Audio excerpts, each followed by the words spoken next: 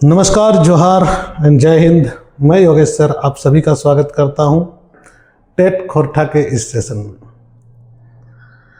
आप सभी को पता है कि पेपर 2 में खोरठा सब्जेक्ट का जो महत्व है वो बहुत ही ज़्यादा है, और आप सामने जो सिलेबस दिया हुआ था उससे लग रहा है कि बहुत ही छोटा सिलेबस। बात वो नहीं है, बात है कि सिलेबस में थोड़ा सा ट्विस्ट है।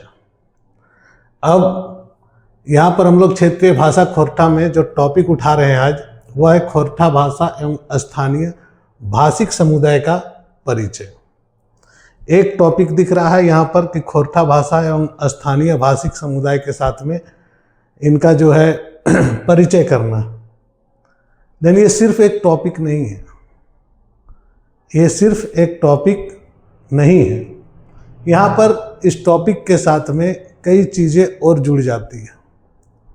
ये टॉपिक अपने आप में इतना विशाल है कि इस पर अगर बात करें तो पूरा खोरठा के व्याकरण के जो पहला सेक्शन है वो सेक्शन आ जाते हैं। आज हम पूरे इस सिलेबस के बारे में बात करेंगे और यहाँ पर आज हम आप लोगों के लिए इस सिलेबस का पूरा कंप्लीट विश्लेषण करके क्लास स्टार्ट करेंगे। क्योंकि कई बार क्या होता है ना, छोटी छोटी गलती का हर्जाना जो है बहुत बड़ा बड़ा हो जाता है। यहाँ पर बात करते हैं हम खोरठा भाषा एवं स्थानीय भाषिक समुदाय का परिचय। किस प्रकार से यह परिचय है इसको देखिएगा। इसे अगर दो पार्ट तो आपको भी दिख रहा होगा, एवं लगा हुआ है तो एवं यहाँ पर लगा हुआ है तो स्थानीय भाषिक समुदाय के साथ परिचय जो है, यहाँ दो टॉपिक आपको नजर आ रहा होगा। लेकिन इन सिंगल टॉपिक के अंदर डबल टॉपिक और डबल टॉपिक के अंदर टॉपिक, यानी कि आप कह नहीं सकते हैं कि जो क्वेश्चंस आए हैं ये क्वेश्चन कहाँ से आए हैं। क्योंकि अगर आप सिलेबस को पूरा बढ़िया से नहीं समझ रहे हैं, टॉपिक को पूरा बढ़िया से नहीं समझ रहे हैं तो यहाँ पर कह रहा है जो खोरठा भाषा एवं स्थानीय भाषिक समुदाय को अगर दो पार्ट में बांटा जाएगा तो पहला पार्ट क्या आ जा रहा है आपका, खोरठा भाषा का अपना स्वरूप, जो उसका निजी स्वरूप जो है उस स्वरूप पर बात कर रहा। और जो दूसरा पार्ट आता है यहाँ पर समुदाय का बात किया गया, भाषिक समुदाय का बात किया गया है। तो इसे इस प्रकार से समझ सकते हैं, खोरठा बोलने वाले लोगों का जो समुदाय है उस समुदाय की बात यहाँ पर की गई है। यही समझना सबसे बड़ी चीज है कि इस टॉपिक में जो खोरठा भाषा का जो स्वरूप है उसमें क्या क्या आता है। तो खोरठा भाषा का स्वरूप में आ जाता है इसका उद्भव से लेकर विकास तक की सारी कहानियां। किस प्रकार से खोरठा भाषा का उद्भव हुआ, हमने भाषा का उद्भव पिछले क्लास में देख लिया था। तो यहाँ पर खोरठा भाषा का किस प्रकार से उद्भव हुआ और उसका विकास हुआ, इस भाषा का परिवार कौन कौन सा है, इसका फैमिली कौन कौन सी है, इसमें कौन सी लिपि का प्रयोग किया जाता है और इस भाषा का नेचर क्या है, यहाँ बात इन टॉपिक पर होगी। और दूसरे तरफ अगर आप जाएंगे तो खोरठा बोलने वाले लोगों का समुदाय, यानी कि स्थानीय भाषिक समुदाय, लोकल लैंग्विस्टिक जो है उस पर यहाँ पर बात की गई है। तो इसमें क्या है, इसकी जो भौगोलिक विस्तार है उसको भी शामिल कर गया। देखिए वहाँ पे टॉपिक में कुछ नहीं लिखा हुआ है, लेकिन आप जब उस टॉपिक के सब टॉपिक को समझेंगे तो आपको क्लियर पता चलेगा यहाँ पर भौगोलिक विस्तार भी है। जो यहाँ पर रीजन जो है उसको है, भाषिक समुदाय है, जो बोलने वाले लोग हैं उसके बारे में बात की गई है। और तीसरा इसका सांस्कृतिक जुड़ाव है। सांस्कृतिक जुड़ाव कहने का मतलब है जैसे कि यहाँ के पर्व त्यौहार, यहाँ के गीत संगीत, यहाँ के जो कल्चर में जो आते हैं उससे खोरठा भाषा में क्या क्या आ रहे उस पर भी बात की गई है। यानी कि कुल मिला के पूरा टॉपिक को, एक ब्रॉड जो टॉपिक है उसको एक छोटे से टॉपिक बना के आपके सामने रख दिया गया है। और आप सोच रहे होंगे कि ये जो सिलेबस है बहुत ही छोटा है और बहुत ही सिंपल वे में हम इसको सिर्फ ऑब्जेक्टिव के आधार पर कर लेंगे, रट्टा मार लेंगे, 30 प्रश्न की तो बात ही है। तो यहाँ पर आप मार खा जाइएगा। क्योंकि आप शिक्षक बनने जा रहे हैं तो थोड़ा सा समझना भी उतना ही आवश्यक है। चलिए देखते हैं क्या है इसका सब टॉपिक में। यहाँ पर कह रहा है खोरठा भाषा का अपना जो स्वरूप है उस पर बात कर लेते हैं। तो पहला जो टॉपिक आपके सामने आ रहा है भाषा परिवार। देखिए एक एक चीज को मैं आप लोगों के सामने, एक एक बात को मैं आप लोगों के सामने बहुत ही स्थिर से लेके आ रहा हूँ। टेक्निकल इशू कुछ कुछ आ जा रहे हैं, लेकिन फिर भी मैं कोशिश कर रहा हूँ कि आप लोगों के सामने एक एक चीज जो है वो स्पष्ट तरीके से रखूँ, किसी प्रकार का हिडन न रहे और आपका नंबर किसी भी प्रकार से खोरठा में कम ना आए। खोरठा में संपूर्ण आपका नंबर आना चाहिए, जितने हैं उतने नंबर आना चाहिए। तो इसके भाषा का अपना जो स्वरूप है उसमें क्या है, जो लैंग्वेज फैमिली है उसमें क्या है। खोरठा भाषा एक आर्य भाषा परिवार है। पहला तो क्वेश्चन यहीं पर होता है कि खोरठा भाषा किस भाषा परिवार का सदस्य है। तो यहाँ पर आपका क्या होगा, इंडो आर्यन लैंग्वेज फैमिली, यानी कि खोरठा भाषा आर्य भाषा परिवार का फैमिली का अंतर्गत आती है। इसमें मगधी प्राकृत से जो विकसित है इसको माना गया है, इसलिए इसका सीधा संबंध भोजपुरी, मगही और मैथिली से भी लिया जाता है। एकदम टॉपिक को सिंपल रखते हुए, एकदम सिंपल और आसान रखते हुए हम लोग करेंगे, ताकि आपको किसी प्रकार का कोई भी समझने में कहीं भी परेशानी न उठानी पड़े। इसकी लिपि क्या है, तो इसकी लिपि आप लोग सभी को जानते हैं, यह देवनागरी लिपि में ही लिखी जाती है। इसका कोई अपना लिपि नहीं है, अपना लिपि नहीं है। तो इसे किस लिपि में लिखा जाता है, देवनागरी लिपि में ही लिखी जाती है। और यह देवनागरी लिपि में ही हम लोग पढ़ते भी हैं इसको। इसके अलावे जो है, इसको जो लिखने का यहाँ पर स्पष्ट लिख दिए हमने, खोरठा की अपनी कोई अलग लिपि वर्तमान में आधिकारिक रूप से प्रचलन में नहीं है।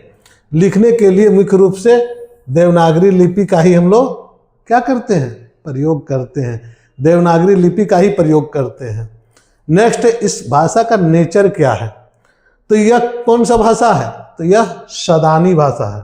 सदान झारखंड के मूल और गैर जनजातीय लोग और आदिवासी। सदान किसको कहते हैं, बहुत ही बढ़िया टॉपिक है झारखंड में। सदान, सदान जो है वे लोग हैं जो झारखंड आए, मतलब बाहर से कहीं से भी झारखंड आए और यहाँ आने के बाद यहाँ बस गए और यहाँ की संस्कृति, यहाँ के जो परंपराएं हैं उनको एडॉप्ट कर लिए। अब कोई बाहर से, जैसे मारवाड़ी है, गुजराती है, वे लोग यहाँ आए और यहाँ आने के बाद क्या हुआ, यहाँ की जो लोग हैं उसके साथ अपना जीवन यापन प्रारंभ कर दिए।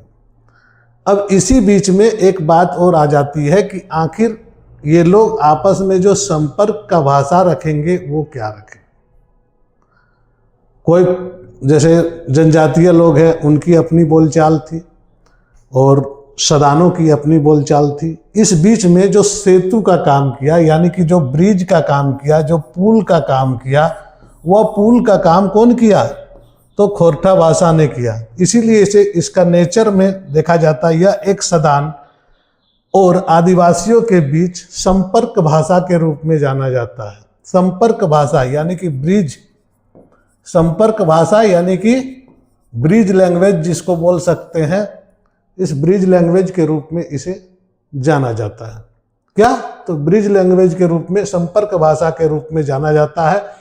इसलिए कहा जाता है यह भाषा बहुत ही सरल, सहज और इसमें संस्कृत के तत्सम शब्दों के स्थान पर तद्भव शब्दों का प्रयोग ज़्यादा होता है। देखिए एक चीज यहाँ पर बहुत ही बारीक सी बात है, जिसको समझना चाहिए आपको, कि संस्कृत के तत्सम शब्दों के स्थान पर तद्भव रूपों का प्रयोग ज़्यादा होता है। खोरठा में तत्सम शब्द संस्कृत के जो है वो उच्चारण में बहुत ही हार्ड होते हैं और कहते हैं कि शुद्ध संस्कृत तत्सम को ही कहा जाता है। लेकिन यहाँ पर उसके जो तद्भव रूप हैं, जैसे कि अग्नि, तो अग्नि जो है वो तत्सम होता है, आग ये उसका तद्भव रूप होता है। इसी प्रकार के शब्दों में से जो सरल शब्द हैं उन शब्दों को खोरठा में लिया गया है और लैंग्वेज को सिंपल बनाया गया है। नेक्स्ट देखते हैं आगे। इसका भौगोलिक विस्तार या बोलने वालों का समुदाय, दोनों टॉपिक को समझा देते, फिर जो है ना समझने में बहुत आसान हो जाएगी सब्जेक्ट को। भौगोलिक विस्तार अगर बोलेंगे तो यह झारखंड का सबसे बड़े भूभाग में बोली जाने वाली भाषा है। मुख्य रूप से यह उत्तरी छोटानागपुर प्रभाग के संथाल परगना, उत्तरी छोटानागपुर प्रभाग के संथाल परगना प्रभाग में अभी 15-16 जिलों में, लेटेस्ट अपडेट जो है इसमें 15-16 जिलों में जो है यह बोली जाने वाली भाषा है। खास तौर पर हजारीबाग, गिरिडीह, धनबाद, बोकारो, रामगढ़, चतरा, कोडरमा, दुमका, देवघर, गोड्डा, साहिबगंज, पाकुड़, यानी कि कर्क रेखा के ऊपरी वाले जो क्षेत्र है, जैसा कि हम लोगों ने पिछला क्लास में समझा था। इसका भाषिक समुदाय कौन है? तो स्पीकर्स कौन है? मुख्य रूप से जब सदान और आदिवासी के बीच में ये संपर्क भाषा के रूप में आया तो इसको 2 वर्गों में बांट दिया गया। तो पहला वर्ग हो गया आपका सदान, यानी कि सदानों के साथ में वे कौन थे? झारखंड के मूल निवासी जो जनजातीय ट्राइबल नहीं थे।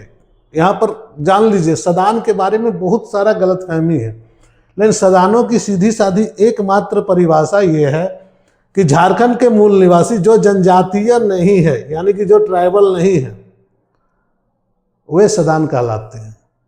यानी कि आदिवासी के अलावे जो भी हैं वे सदान हैं, जो यहाँ की संस्कृति पर रह रहे हैं, यहाँ पर बस गए हैं।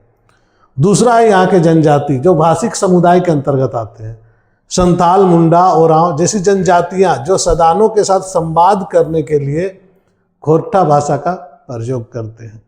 ये लोग क्या करते हैं? सदानों के साथ जो है न संपर्क भाषा के रूप में खोरठा का प्रयोग करते हैं, और यही इनका जो है न समुदाय है। मुख्य रूप से इनका भौगोलिक विस्तार, इनका भाषिक और जनजाति जो है सदान और जनजाति।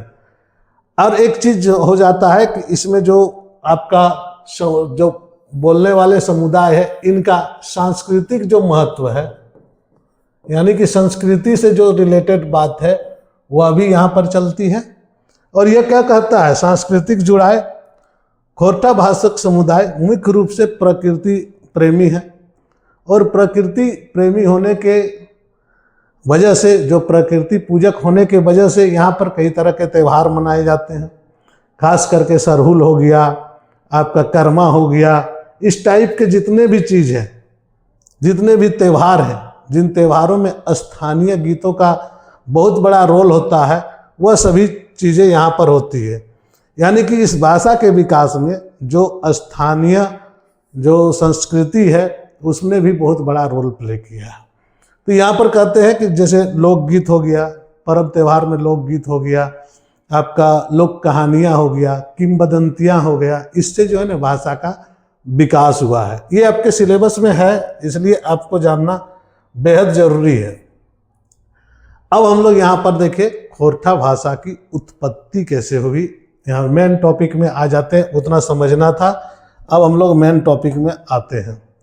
तो ये है खोरठा भाषा की उत्पत्ति और इसकी कहानी, और इसको हम लोग समझने के लिए लेंगे खोरठा के जो राइटर्स हैं, जो व्याकरण बनाए खोरठा में, जिन्होंने बहुत योगदान दिया है, उनके कुछ बातों को लेंगे, कुछ गीतों को लेंगे, और साथ साथ में हम लोग चर्चा को आगे बढ़ाएंगे।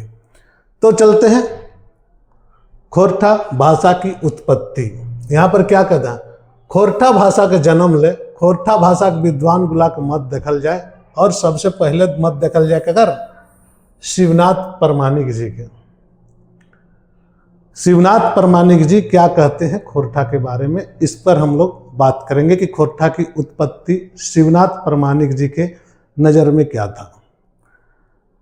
उन्होंने कहा खोरठा भाषा के जन्म के बारे लोकगीत के आधारे व दंत कथा के आधार पर बनवा होता। कहते कि खोरठा भाषा प्रागैतिहासिक काल से प्रचलन है। ई परतर दड़बीर परिवार के बिरहोर के एगो गीत से देखल जाए। बिरहोर जनजाति के एक गीत का इन्होंने उल्लेख किया है, जिससे कहते हैं कि खोरठा जो भाषा है, एक भाषा के रूप में खोरठा का विकास गीतों से हुआ था। और उन्होंने एक गीत दिया है जैसे कि आसना पतक दोसना कोया पतक दोना दोने दोने माड़ पस पिए हिले कानेक सोना।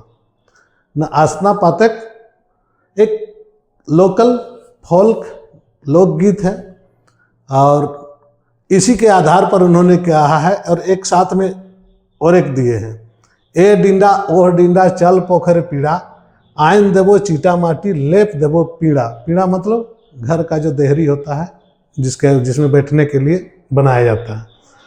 तो जो हमारे शिवनाथ परमाणिक जी है, उनका मुख्य रूप से जो फोकस रहा है खोरठा भाषा की उत्पत्ति पर, वह है गीतों के, लोकगीतों के, यानी कि यहाँ के जो स्थानीय लोग हैं जो लोकगीत गा रहे थे, उसी को उत्पत्ति का इन्होंने आधार माना है।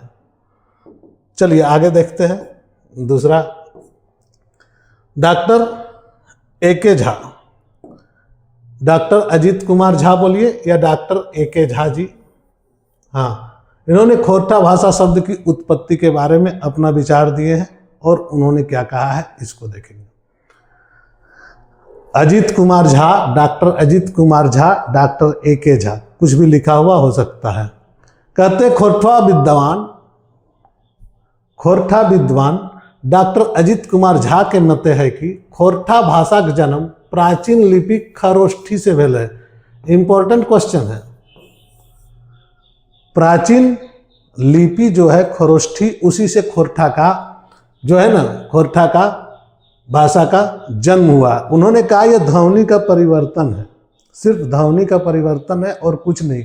उन्होंने इसके लिए एग्जाम्पल दिया कि पहले खरोष्ठी था, खरोष्ठी से खरोठी बना, खरोठी से खरोठा बना और खरोठा से आगे जाके यह खोरठा रूप में परिवर्तित हुआ और इसी को हम लोग खोरठा भाषा बोलते हैं। इसी को आगे बढ़ाते हुए डॉक्टर विनोद कुमार ने कहा कि खोरठा जो है यह आर्य भाषा परिवार की भाषा है। इसका नामकरण अर्धमगधी के हैं, इसका नामकरण अर्धमगधी के हैं और भाषिक प्रक्रिया के परिणाम है जे रकम खोरठी या खरठा गुलल पपरी कर जमल परत के सुखल चटाइल रूप के कहल जाए, वह रकम भाषिक स्तर में झारखंड के आदिवासी भाषा के अर्धमगधी स्वतंत्र भाषा के रूप में डायल है।